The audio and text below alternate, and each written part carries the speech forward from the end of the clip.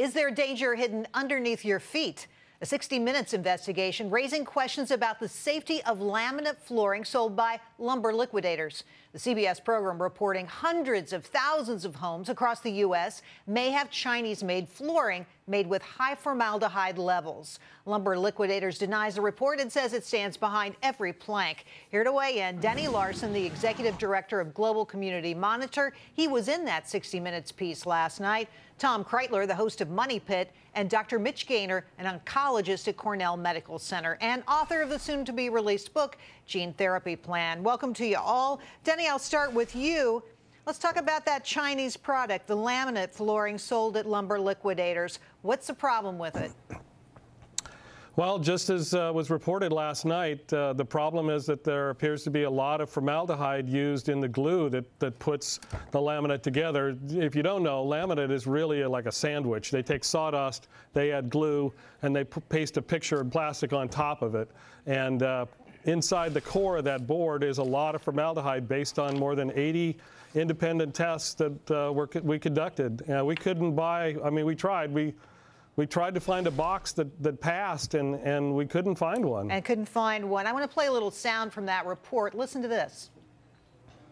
This is the bestseller for lumber. For Lumber Liquidators? Yeah. How long have you been selling this? From last year. Is this Carb 2? Carb 2 means it's compliant with California law. But listen to what the general manager told us. No. So is I should be honest with you, not Carb 2. Oh. Okay. Can I get this Carb 2? Yes, you can. Just the price issue. We can make Carb 2, but it will be very expensive. So apparently the folks at the Chinese production facility telling two stories, one to the 60 Minutes folks and another to everybody else about whether there's formaldehyde in this. Tom, to you, you're a building expert. Tell me, how common is it to have formaldehyde in building products? Well, it's extremely common. I mean, formaldehyde exists in thousands of materials in our homes and in materials that we interact with. Everything from our clothing to our kitchen cabinets to our carpet to our furniture has formaldehyde as part of the manufacturing process. And Dr. Mitch, I have to tell you, though, these levels are 6 to 7 times above what California considers safe. What is the health risk here? Well, the health risk to formaldehyde, especially in chemically sensitive people, are watery eyes, sore throat. It can exacerbate asthma, and it is classified as a carcinogen, meaning it can cause cancer at prolonged or high levels.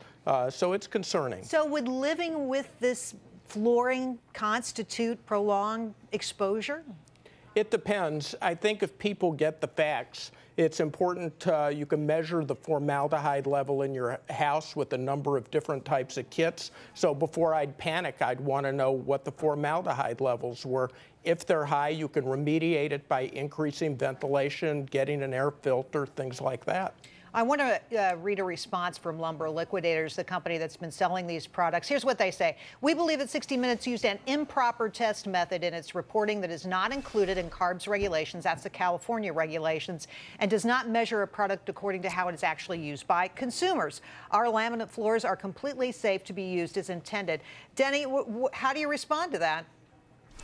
Well, that's just not accurate. You know, we are very aware that Lumber Liquidators and composite flooring manufacturers have long not liked the California regulation that underpins this testing method. They commented as such during the comment period.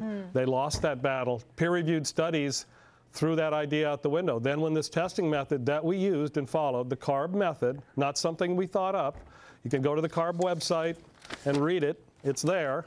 Now, I understand that this particular level set by California is going to go national soon. So it's not just California. I mean, this is a really big part of it. It's an important part of it because we're suing under special California provisions of Proposition 65. The consumer outside California doesn't have that protection. But if you can imagine, and this is something you probably, I hope you're sitting down, Congress actually passed legislation to put the California standard national.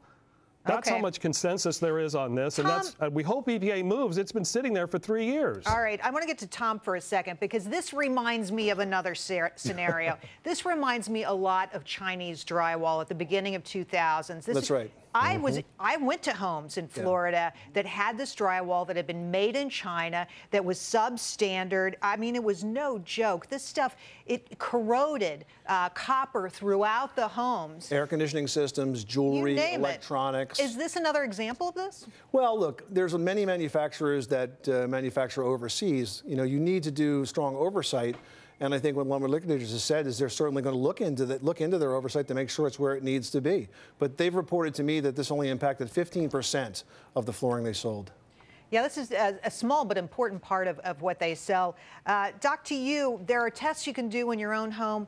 Is that really going to tell you what you need to know? It will, actually. You can measure what are called VOCs, or volatile organic chemicals. Formaldehyde is one of them. If you need to, you can even test your flooring. But it may be coming from somewhere else, like carpet or a new couch. And Denny, yeah, that's a good point.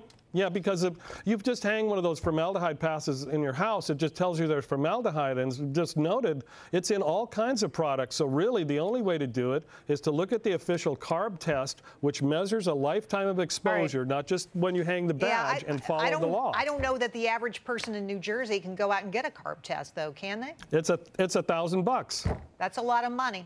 And That's that air a lot of sample money. test is $100. And so if you want to do just a baseline screening to see what your exposure is, what you're breathing, you do the air sample test, and you can take it from there. That could be a Denny's saying it may not be enough information. My big question, though, Doc, to you is, you know, look, what if I have an 8-month-old at home? What if I have a baby, a small child, an elderly parent that's living with me? Are they more at risk than, say, I am? The elderly parent, probably not, but the 8-month-old, definitely.